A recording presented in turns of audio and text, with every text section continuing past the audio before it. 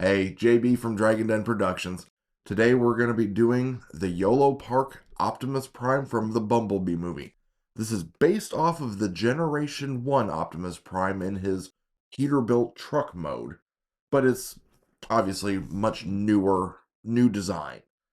So this model kit was pretty expensive, in over $100 US, but it's quite a large box. It's supposedly about perfect grade size, so it should be somewhere between 10 to 15 inches tall when it's built.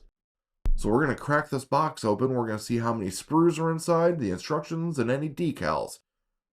We'll be right back. And here we have all the runners or sprues out of the box. According to the instruction manual, which is a whopping 81 pages. It's a thick instruction manual. It looks like there are 37 different runners.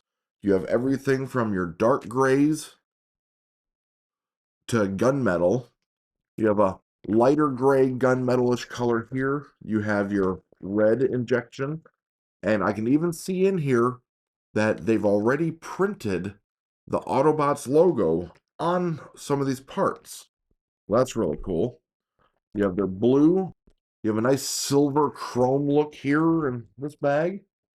So you don't have to paint this if you don't want to. This should be very color correct out of the box. You have more parts here, your hip joints and stuff like that. It says there's die cast. It looks like the hips and maybe shoulder joints are actually going to be die cast. The wheels are actually rubber. You have translucent windows for his chest, and you do have water slide decals. Now, like I was saying, there is already the Autobot emblem on what looks like it's going to be his shoulders, but it does have Autobot emblem. So if you do wish to repaint this, you can reapply the Autobot logo. There's also, it looks like the markings for maybe on his, it looks like on his wrists, over his forearms. And there's another Autobot logo here that's just the white silhouette. So it does have water slide decals. It's a total of 8 decals. Not bad at all. Instruction manual, like I said, 81 pages. And something, when I was looking through it really quick, I noticed I really like. So the first part you will build in this kit is the head. And it tells you exactly what sprues you're going to need to have on your desk for all the parts needed. So you don't have to have 37 sprues lined up in front of you. All you have to do is find the ones you need, build it, and put them away and grab the next. So this is going to be a big build. He does come with his ion blaster, and he does come with his energon axe. Now, I can see through the package here already that they are just molded in this gray.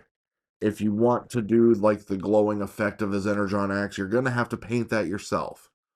But this is going to be an awesome kit. So let's get to the table and let's dig into this.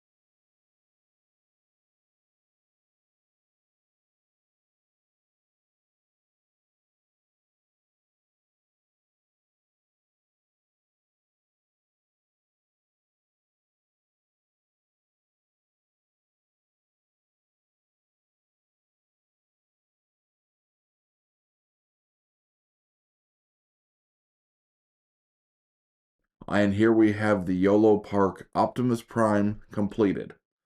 This thing is huge, okay? It is more akin to a perfect grade from Bandai. And for example, I have the perfect grade Unleashed here.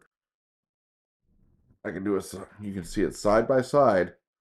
He is almost just as tall as the perfect grade RX 78-2.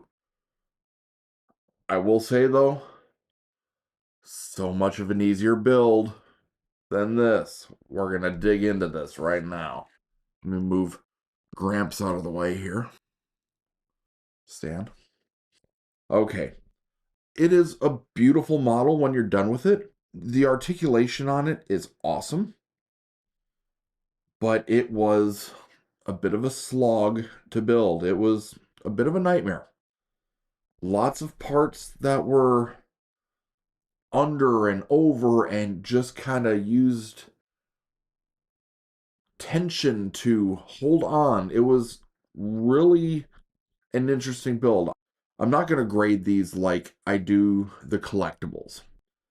I'm not going to go through articulation like we do with the collectibles. It's a model. You're going to build it. You're going to be careful with it. I mean, yes, his arms can move all the way around. They can go in and out, work fine. The head tilts up, down, left, right. It does great. The knees are nice. Nice double bend joints where parts move. Cool. But that's not what these videos are for. These videos are for more tips and tricks, and was it enjoyable? I mean, I will tell you right now, there were a few times I've been building models for years, and I'm looking at this going, what in the world are they doing? Sometimes the instructions were not very clear. I will go through those. I have the instruction manual over here. We're going to go over that.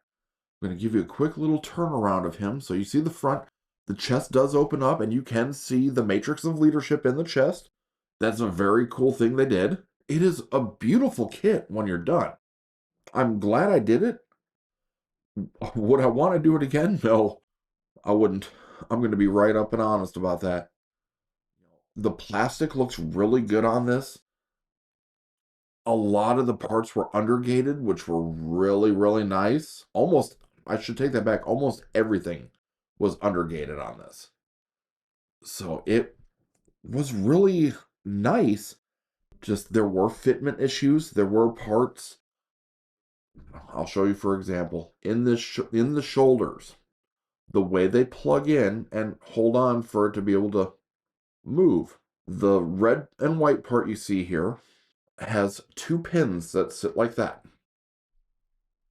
Then it clips onto those pins. These pins on mine, they may not on all kits, were too long. When I went to press fit, and this is all snap together, just like your Bandai kits, 100% snap together. I did glue a few things. I did have to modify a few things. But those were my personal preference for the gluing. The modification, I think it would have broke if I didn't. So these pins were too close together for it to fit. I actually had to cut them down and open that up a little bit. Because when I went to press it in, I could see the stress marks start happening on the pins. I was worried of breakage. So be wary of that. But, I mean, it's an absolute beautiful kit. There are a few parts on the silver. I did use the Gundam EX silver marker to touch up some of the silver parts where you could see the num marks. It worked really well. It was a little bit too bright, but once it dried, I rubbed my finger across it and dulled it. It matched up really well. The only decals that you have to put on, and I say half, you don't really have to, are on the tops of the arms right here. So, and you get two different styles of them, so you can make your own choice. All of his fingers are individually articulated, which makes for more trouble. They just press together. When I was putting the axe in his hand, one of the fingers at one of the knuckles kept trying to pop off. It's just like any other snap together kit that's got articulated fingers there. Some people love them, some people hate them. I like them. I think they give a good look and aesthetic. He does have really good articulation. It's just, he's very top heavy. I will warn you of that. He is, from toe to head, just at about 12 inches tall. To the top of that axe, he's actually closer to 13 and a half, 14 inches up on the shoulder. You know, with his arm holding that gun out, the way I have it there, that's another 11 and a half inches out. So be prepared for some shelf room if you're going to have any type of posing going on with this guy. We have the instruction manual here. And as you can see, I've marked a few pages.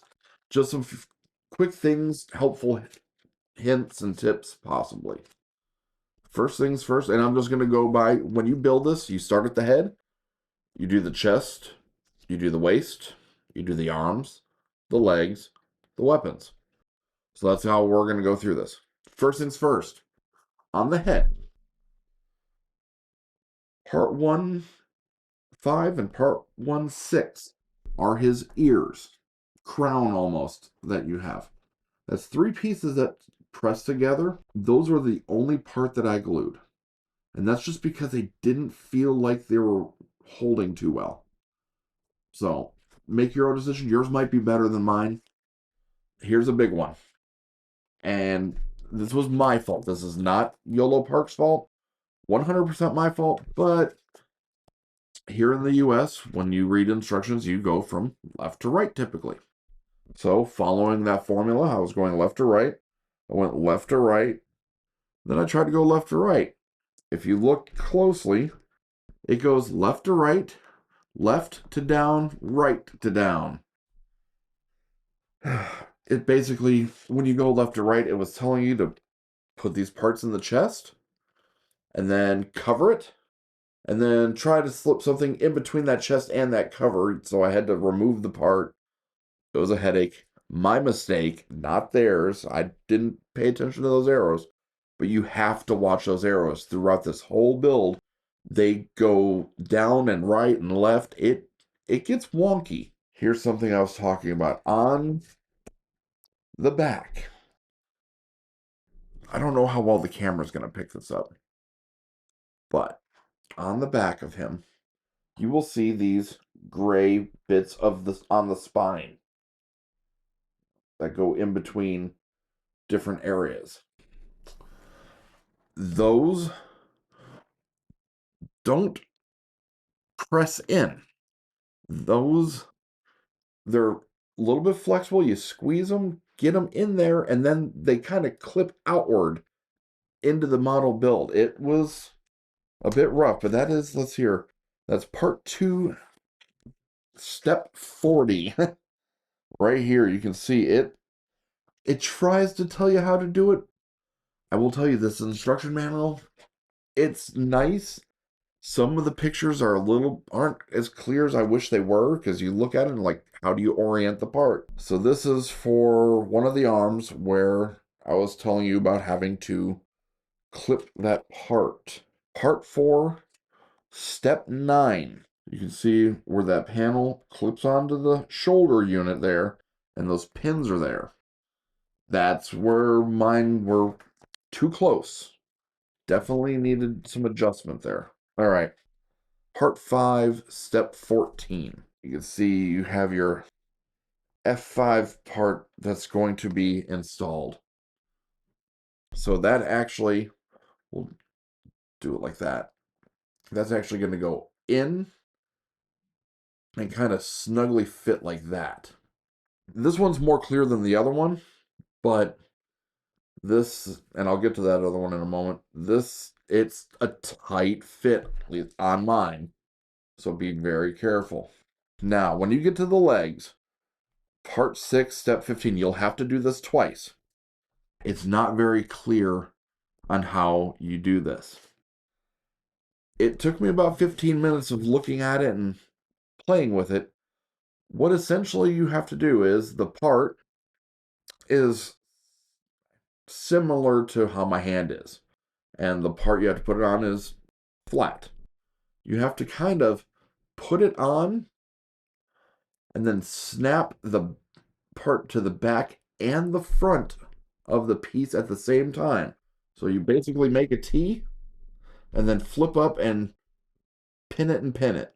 It was worrisome and it took a while. I was like, oh, okay. That's something I wanted to make sure I mentioned in here. The tires. The tires are actually made of rubber. They are held onto the sprue with crosses. You will not be able to just nip those center pieces out very easily. I mean, they'll cut fine, but when you cut those out, leave yourself a bit of nub. And then take your X-Acto knife from the outside of the tire or the front side that'll be showing when you press it to the wheel, and take it at an angle and just watch on the inside and kind of scrape. A good X-Acto knife will cut through that rubber really, really easily, and you'll be able to trim that out to the size that you need so you don't have a whole lot of nub marks or extra rubber showing on the wheels. So I mean, those wheels are very, very nice. I already mentioned the silver parts, but I will say on the legs, when you get to part 7, step 37, you build these parts right here. They're in 3 sections. It's going to be almost impossible to remove all the marks. An outside, the inside that has the plug that lets it plug to the leg, and then this top bit, this right here. It was a lot of cleanup on that part. So just be wary. Give yourself time to let the paint dry. Those Gundam EX markers dry really fast. The ankles went together very easily. I was quite surprised, even with all the pistons that are in there. It was great. All right. First things first, instructions. It is 80 pages long. The pictures aren't the clearest to see the orientation of your parts. That's one thing I wish was a little bit different. Another, wish they were a little bit more clear on some parts, especially where you have to go front and back and put them together at the same time. Other than that, very nice instructions. A little bit difficult to read sometimes where it goes left, right, up, down for builds, but not bad. I probably have 20 to 24 hours of actual build time, cutting the part out, putting it together. I'm not including all the sanding, all the touch-up paint that I did, especially on the silver. Paint takes time to dry. I'm not going to include that in the review of this. Compared to the Perfect Grade Unleashed RX-78, probably have about the same amount of build time into both of these. I love the model. It looks amazing. It's aesthetically pleasing. It is a physical nightmare to build, though, especially if you have big fingers like I do. Move him back out of the way. Difficulty level. I would not attempt this unless you have built quite a few perfect grades, quite a few master grade and master grade Verka Gundam kits. This is definitely pro master level.